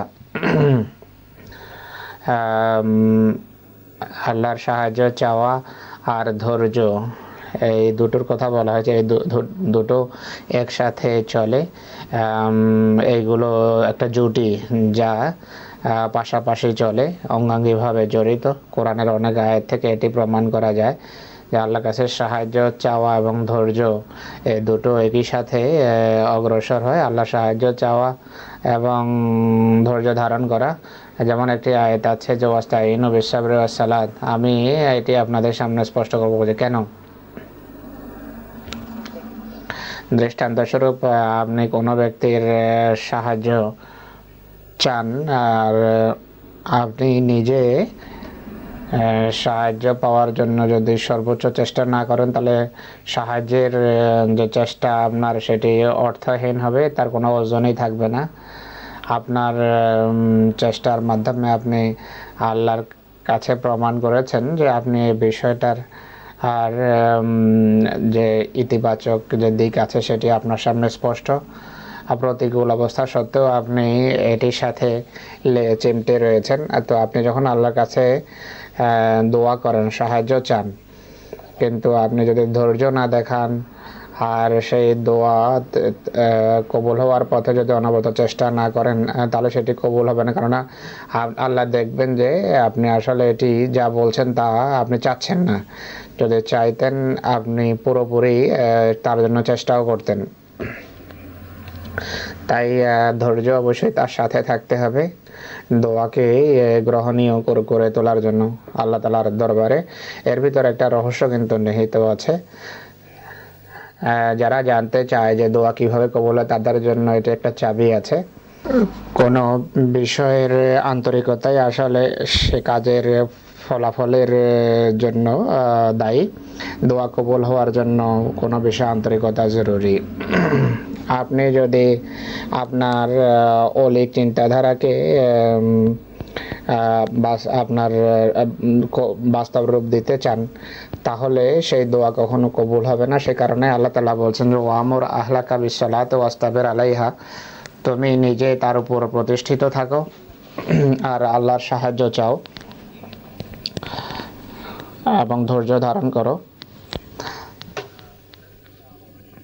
যারা আসলে ইবাদতকারীদের সংখ্যা বাড়াতে চায় এবং যারা নিজেদের বাচ্চাদের মাধ্যমে শুরু করতে চায়, তাদের জন্য এতে একটা শিক্ষণীয় বিষয় আছে। তাহলে যদি তুমি তোমার ছেলেদের জন্য সাহায্য চাও আর নিজে দোয়ার দায়িত্ব পালন করছো না, তাহলে তোমার দোয়া কবুল হবে না। তাছাড়া বাচ্চারা ভিন্ন অর্থ নেবে, বাচ্চারা তোমার আচার আচরণের ভিন্ন অর্থ করবে। তারা বাচ্চাদের ভিতর যা দেখতে চাও তা তোমার ভিতর যেন বাচ্চারা দেখতে পায়। এমন এক ব্যক্তি যে নিজে সমস্যার বহুমুখী সমস্যায় পড়ে থাকে, তা সত্ত্বেও সে ইবাদতে রত থাকে, যদি বাচ্চারা এটি না দেখে তাহলে সেই ব্যক্তির দোয়া কবুল হবে না বা বাচ্চাদের উপর তার কোনো প্রভাব পড়বে না। ওয়ামুর আহলাকা এটি ওয়াস্তাবির আলাইহার সাথে বড় গভীরভাবে সম্পর্কযুক্ত। কোনো ব্যক্তি যে অন্যদেরকে নসিহত করে, অন্যদেরকে কিছু শিখাতে চায়, শুধু কথার কথা বলে, শুধু নসিহত করে কিন্তু নিজে আমল করে না, সেই ব্যক্তির কথার কোনো আর গুরুত্ব থাকে না এবং কোনো ওজনও থাকে না। তাই আল্লাহর কাছে দোয়া করার আদর্শ উপায় ছাড়াও এই আয়াত আমাদেরকে মৌলিক নীতিও শেখায় যে দোয়াতে কিভাবে ওজন সৃষ্টি করতে হয়, তাও আমাদেরকে এতে শেখানো হয়েছে। নসিহতকারীর ভিতর কি গুণাবলী থাকা উচিত। আমরা দেখি যে কিছু নসিহতকারীর কথাতে বড় প্রভাব থাকে। অনেক সময় তারা গুটিগত কথা বলে, খুব কম কথা বলে, কিন্তু তাদের কথার গভীর প্রভাব পড়ে। আর অনেক সময় মানুষ অনেক বড় বড় বক্তৃতা করে কিন্তু কোনো ফলাফল সৃষ্টি হয় না। কারণ কি? এর কারণ হলো তাদের আমল আসলে তাদের কথাকে ভারী করে, তাদের আন্তরিকতা তাদের কথাকে ভারী করে, এবং এটি বিভিন্ন ডিগ্রি আছে এবং এটির বিভিন্ন স্তর আছে। এমন এক পর্যায়ে এমনকি আপনি এই বিষয়টি ধীরে ধীরে দেখতে এক পর্যায়ে নবুয়তের পদমর্যাদায়, নবুয়তের ক্ষেত্রেও বিষয়টা দেখতে পাবেন। কোনো ব্যক্তি যত নিবেদিত প্রাণ হবে, কোনো ব্যাপারে যত আন্তরিক হবে, কোনো ব্যাপারে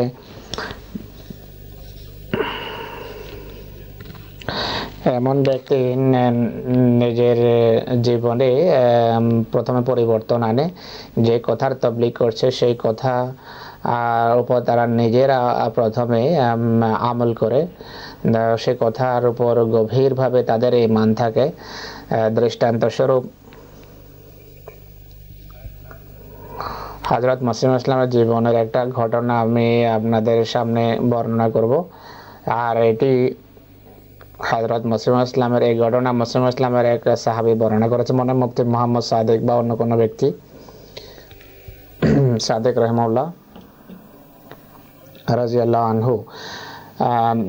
একবার এক সরকারি কর্মী কাদিয়ানে সাহায্য চাইতে গিয়েছেন কোনো ব্যাপারে। তার মদের অভ্যাস ছিল, সে মদদি ছিল। আর এই অভ্যাস তার চরম সীমায় পৌঁছে যায়। সে এমনভাবে আসক্ত ছিল যে সে অভ্যাসকে কোনোভাবে সেই ব্যক্তি ছাড়তে পারত না। বিভিন্ন ডাক্তার, আধ্যাত্মিক চিকিৎসকের পরামর্শ সেই ব্যক্তি চেয়েছিলেন।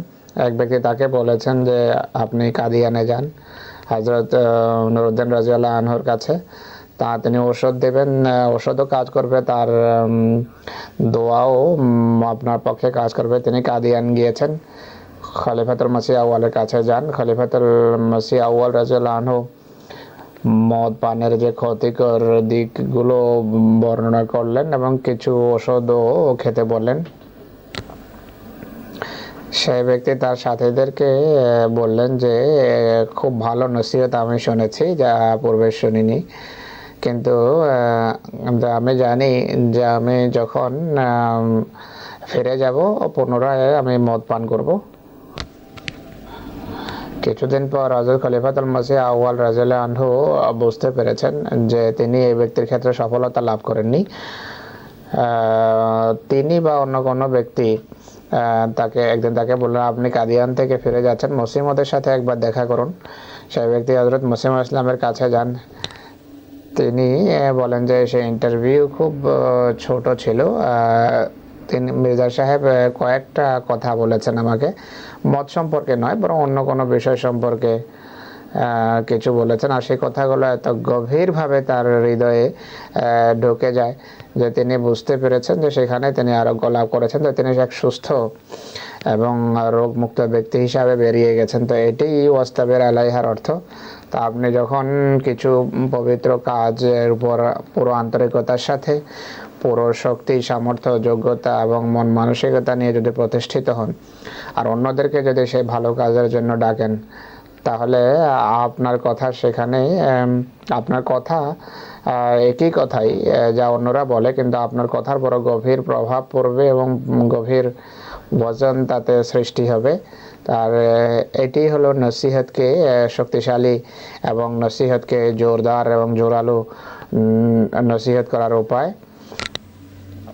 তো আমি যে কথা বলতে চাচ্ছি যে আপনি যখন ইয়াকা নাবুদু বলেন তখন আপনাকে নিশ্চিত হতে হবে যে আপনি এখন ইবাদতকারীদের সংখ্যা বাড়ানোর একটা ওয়াদা করেছেন। কোনো ইবাদতকারী যে মনে করে যে সে একা থাকতে পারে, একা থাকার পরও সে নিজের দায়িত্ব পূরণ করছে বা নাবুদুর দাবি পূরণ করছে, সেটি মিথ্যা কথা। প্রত্যেক ইবাদতকারীকে এই অর্থে ইবাদতকারীদের সংখ্যা বাড়াতে হবে। আর এইভাবে ইবাদতকারীর সংখ্যা বাড়তে পারে। ইবাদতকারীর সংখ্যা যদি না বাড়ে তাহলে ধীরে ধীরে ইবাদতকারীর সংখ্যা কমতে থাকবে। তাই ইবাদতের যে প্রতিষ্ঠান সে তার হেফাজতের জন্য এটি একটি গুরুত্বপূর্ণ নীতি, যা না বধূ শব্দ আমাদেরকে বুঝিয়েছে। বহু বচন ব্যবহার করে আমাদেরকে এটি বোঝানো হয়েছে যে ইবাদতকারীর সংখ্যা বাড়ানোর ব্যাপারে আমাকে সদা চেষ্টা করতে হবে।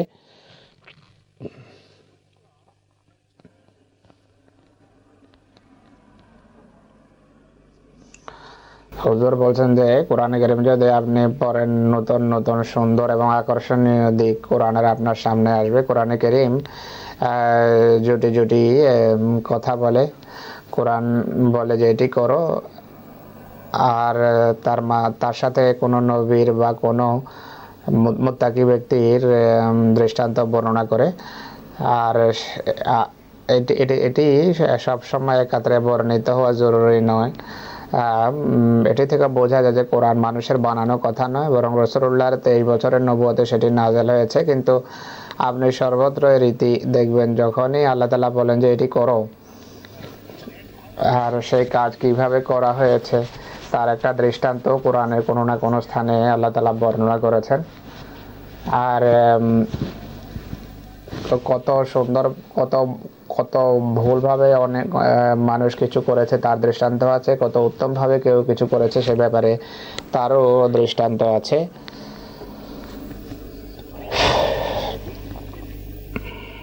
কোরআনের একটা আয়াত আছে যে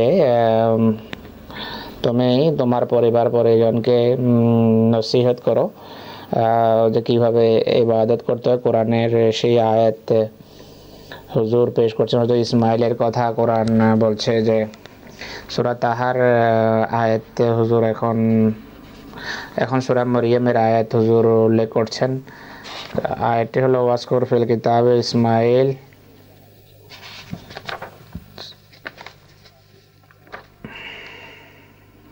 মরিয়মের 56 নম্বর আয়াত হুজুর পড়ছেন ওয়াজকুর ফিল কিতাবে ইসমাইল ইন্নাহু কানা সাদিকাল ওয়াদ ওয়া কানা রাসূলান নাবিয়্যা ওয়া কানা ইয়ামুরু আহলাহু বিস-সালাতি ওয়াজ-যাকাতি ওয়া কানা ইনদা রাব্বিহি মারদিয়্যা। আমি এখানে আমার আরেকটা উক্তির দিকে ইশারা করতে চাই, যা কিছু পূর্বে আমি এখানে বলেছি। আমি প্রমাণ করতে চাই যে আমি নতুন কোনো কথা বলিনি কোরআনের বাহিরে, বরং আমি যা বলেছি তা এটি প্রমাণ করতে চেয়েছি যে কোরআনের কথার অর্থ এটি। আমি যে বলেছি ইয়াকা না'বুদু বলে আমরা একটা প্রতিশ্রুতি দিচ্ছি। ইয়াকা না'বুদু আসলে আমরা একটা ওয়াদা করছি আল্লাহর কাছে। সেই ওয়াদা ইবাদতকারীদের সংখ্যা বাড়িয়ে আমাদেরকে পূরণ করতে হবে। ইবাদতকারীদের পরিধি গণ্ডি বাড়িয়ে আমাদেরকে সেই ওয়াদা পূরণ করতে হবে। এখন সূরা মারিয়ামের 55 এবং 56 নম্বর আয়াত দেখুন, তাতে এটি পুরা হতে দেখা যায়। ওয়াজকুর ফিল কিতাবে ইসমাইলা, ইসমাইলকে স্মরণ করা। সে তার প্রতিশ্রুতির ক্ষেত্রে সে সত্যপরায়ণ ছিল। সে প্রতিশ্রুতি কি ছিল? কানা ইয়ামুরু আহলাহু বিস-সালাতি ওয়াজ-যাকাতি। যখন ইসমাইল ইয়াকা না'বুদু বলেছেন, তিনি সেক্ষেত্রে সত্যবাদী ছিলেন। তিনি তার পরিবার পরিজনকে ইবাদতের নসিহত করে অনবরত ইবাদতকারীর সংখ্যা তিনি বাড়িয়েছেন এবং তাদেরকে ইবাদতকারী তে পরিণত করার চেষ্টা অব্যাহত রাখেন। তো এটি শুধু পরিবার নয়, বরং পরিবার অন্যদেরকেও ইবাদতের দিকে ডাকতে হবে। বৃহত্তর পরিবার সমস্ত মানব মণ্ডলী অন্তর্ভুক্ত, শুধু নিজের পরিবার নয়। আপনার ঘর থেকেই এটি আরম্ভ করতে হবে। ভালো দৃষ্টান্ত প্রথমে ঘরে প্রতিষ্ঠা করা হয়, তাই ঘরের কথাই বিশেষভাবে উল্লেখ করা হয়েছে। কিন্তু চূড়ান্ত উদ্দেশ্য হলো যে পরিবারের গণ্ডিকে প্রথমে সংশোধন করতে হবে, তারপর সমস্ত মানব মণ্ডলীর জন্য সেই ধরনের চেষ্টা অব্যাহত রাখতে হবে। তারপর আল্লাহ তাআলা বলেন যে ওয়ালাকাদ বাসনা ফি কুল্লি উম্মাতিন রাসূলান আন ইবুদুল্লাহ। নবীদের প্রেরণের উদ্দেশ্য আল্লাহ তাআলা বলছেন যে তাদেরকে প্রেরণের উদ্দেশ্য হলো ইবাদতের প্রতিষ্ঠানকে মজবুত করা। আন ইবুদুল্লাহ, তারা বলতেন যে তোমরা তোমাদের প্রভুর ইবাদত করো। অনেক সময় কোরআনে একটা শব্দ উজ্জ থাকে পরিকল্পিতভাবে, সেটি উজ্জ থাকে, আর এর ফলে অর্থ আরো ব্যাপকতা লাভ করে, অর্থ দুর্বলতা সৃষ্টি হয় না। দৃষ্টান্তস্বরূপ কোনো বিষয়ের উপর যখন জোর দিতে হয় তখন আল্লাহ তাআলা কিছু শব্দকে উজ্জ রাখেন যেন তাৎক্ষণিকভাবে আপনি বিষয়টা বুঝতে পারেন। ওয়ালাকাদ বাসনা ফি কুল্লি উম্মাতির রাসূলান আন ইবুদুল্লাহ, অর্থাৎ আমরা প্রত্যেক উম্মতে রসুল প্রেরণ করেছি এই শিক্ষা দিয়ে যে আন ইবুদুল্লাহ, তোমরা আল্লাহর ইবাদত করো। কেন এটি যেহেতু সবচেয়ে গুরুত্বপূর্ণ কাজ, এই উদ্দেশ্যে তাদের আগমন, তাই এই শিক্ষা দিয়ে শব্দটা উজ্জ রাখা হয়েছে। এই শব্দটা উজ্জ রাখা হয়েছে। এই কোরআনের এই স্টাইল, এটি খুব বিরল একটা স্টাইল নয়। এমন আয়াত আপনি কোরআনে অনেক জায়গায় দেখতে পাবেন।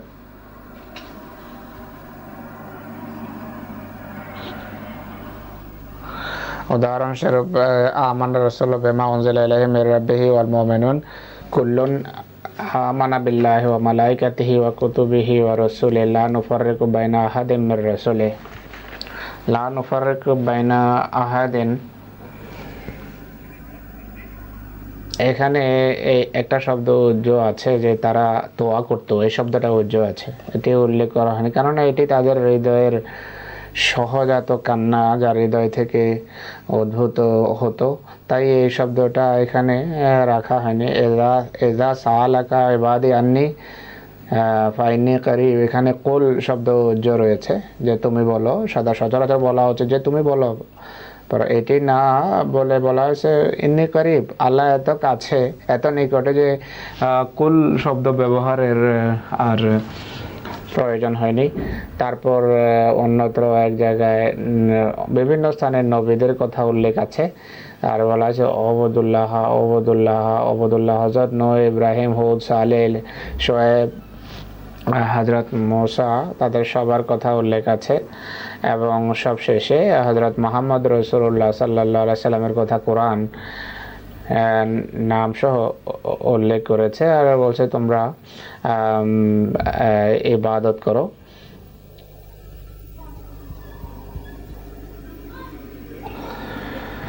ইবাদত যখন নসিহত করা হয় ইবাদতের খাতিরে, সেক্ষেত্রে দুটো দিক আছে, একটা হলো ইতিবাচক দিক আর একটা হলো নেতিবাচক দিক। আর এই উভয় দিক ইয়াকা নাবুদুতে উল্লেখ করা হয়েছে। আপনি যখন ইয়াকা নাবুদু বলেন, এর অর্থ হলো আমরা তোমার ইবাদত করি এবং শুধু তোমারই ইবাদত করি, অন্য কারো ইবাদত করি না। তো কোরআনে কারীম বলে যে আল্লাহ তাআলার নবীদের স্মৃতি হৃদয়ে এই দুটো কথা থাকে যখন তারা ইবাদতের নসিহত করেন। তারা শুধু এই কথা বলেন না যে অন্যদের ইবাদত করো না, বরং তাদের এর আলোকে, কেননা এমনটি যদি হয় তারা অনেক বড় বিপদের সম্মুখীন হতে পারে। তো এটি তাদের ডাকে এই কথা অন্তর্ভুক্ত থাকে যে শুধু আল্লাহর ইবাদত করো না, বরং অন্যদের ইবাদত থেকে বিরত হও। ইবাদত আসলে চূড়ান্ত ভালোবাসার নাম, চূড়ান্ত প্রেমের নাম। কেউ যদি কাউকে ভালোবাসার জন্য ডাকে, তাহলে সে কোনো অপরাধ করে না। কিন্তু কাউকে ভালোবাসতে যদি নিষেধ করে কেউ, তাহলে সেখানেই বিপদ আরম্ভ হয়। সেখানে এই সমস্যা দেখা দেয়। তাই আপনি যখন ইয়াকা না'বুদু বলেন, তারপরে ইয়াকা নাস্তাইন বলেন, এক্ষেত্রে নাস্তাইনের অর্থ হলো আমাদেরকে আমরা যেন অন্য কারো ইবাদত না করি, আমরা যেন শয়তানের ইবাদতকারী না হই, আমরা যেন মূর্তির পূজারী না হই। যখন আমরা বলি যে তোমরা আল্লাহ ছাড়া অন্য কাউকে ইবাদত করো না, মানুষ আমাদেরকে ঘৃণা করবে, আমাদের বিরোধিতা করবে, তারা আমাদের এই কাজে আমাদের ব্যর্থ করার চেষ্টা করবে, কেননা আমাদের এই কথা শুনে তাদের কষ্ট হবে। সে কারণেই নবীদের উপর জুলম হয়েছে। সেই কারণে অর্থাৎ এর সাথে আমাদেরকে একটা জুলুম অত্যাচারিত আমাদেরকে হতে হবে। আর সে পথের নাম হলো সিরাতাল লাযিনা আনআমতা আলাইহিম। কোরআনে কারীমের একটা আয়াত হুজুর পড়ছেন, ওয়াজকুর ফিল, কোরআনে কোনো তেমন দৃষ্টান্ত আছে যে ওয়াজকুর ফিল কিতাবে ইব্রাহিম ইন্নাহু কানা সিদ্দিকান নাবিয়্যা। এখানে ইব্রাহিমের সত্যবাদিতার বৈশিষ্ট্যকে আল্লাহ তাআলা বিশেষভাবে উল্লেখ করেছেন। কালা লি আবিহি ইয়া আবাতি লিমা তা'বুদু মা লা ইয়াসমাউ ওয়া লা ইউবসিরু ওয়া লা ইউগনি আনকা শাইআ। এটি আসলে তাকে রাগান্বিত করেছে। ইব্রাহিমের খোদার ইবাদত এটি তাকে রাগান্বিত করেনি, কিন্তু মিথ্যা মাবুদের ইবাদতের পথে বাদশাধা এটি আসলে সমস্ত ঘৃণার কারণ। ধর্মহীন সমাজের, ধার্মিক সমাজের বিরুদ্ধে থেকে থাকে। পাকিস্তানের গায়ের আহমদি মুসলমানরা এই কথাই আজকে বলছে। তারা এখন বলে যে যাচ্ছে তাই করো, যে কোনো ব্যক্তিকে বিশ্বাস করো, যাচ্ছে তাই করো, কিন্তু আমাদেরকে তোমরা সেই পথে ডেকো না, আমাদের রাস্তা পরিবর্তন করো না। যখন আমাদের জীবন পদ্ধতিতে বাদ সাধবে, আমরা তোমরা বিরোধিতার সম্মুখীন হবে। হুজুর বলছেন যে আমরা তো এই রাস্তা পরিত্যাগ করতে পারি না, কেননা এটি আমাদেরকে শেখানো হয়েছে, সূরা ফাতিহাতে এটি শেখানো হয়েছে। এইভাবে অন্যদের জীবনে আমাদেরকে হস্তক্ষেপ করতে হবে। বাহুবলে নয়, বা অস্ত্র বলে নয়, বা দৈহিক কোনো বল আমরা প্রয়োগ করবো না, কিন্তু নসিহতের মাধ্যমে এই কাজে যে আমাদেরকে করে যেতে হবে। আমরা যখন এটি করব, তখন বিরুদ্ধবাদীদের বাহুবলে আমাদের বিরোধিতার কোনো অধিকার নেই। আমরা শুধু নসিহত করছি। তারা সর্বোচ্চ আমাদেরকে গালি দিতে পারে, এটি তাদের নসিহতের ধরন বা পদ্ধতি হবে। কিন্তু হত্যা কেন করবে, বা দৈহিক অত্যাচার কেন করবে, বা কারাগারে কেন প্রেরণ করবে, এটি তাদের অধিকার নেই। আমরা তো এমন কোনো কাজ করে নেই। আমরা সর্বোচ্চ, তারা যে বাহানা সর্বোচ্চ যা দাঁড় করাতে পারে তা হলো আমরা তাদেরকে মৌখিকভাবে নসিহত করেছে, তোমরা অমুক অমুক মাবুদের ইবাদত করো না। তারা যদি সৎ হয়, ভদ্র হয়, তাহলে প্রতিশোধমূলকভাবে তারা আমাদেরকে নিষেধ করতে পারে, তোমরা তোমাদের খোদার ইবাদত করো না। সর্বোচ্চ তারা গালি দিতে পারে আমাদেরকে, কিন্তু শুধু কথার গণ্ডিতে তাদের সীমিত থাকা উচিত। কিন্তু এভাবে দৈহিক অত্যাচার, নির্যাতনের কোনো বৈধ কারণ নেই। আসসালামু আলাইকুম।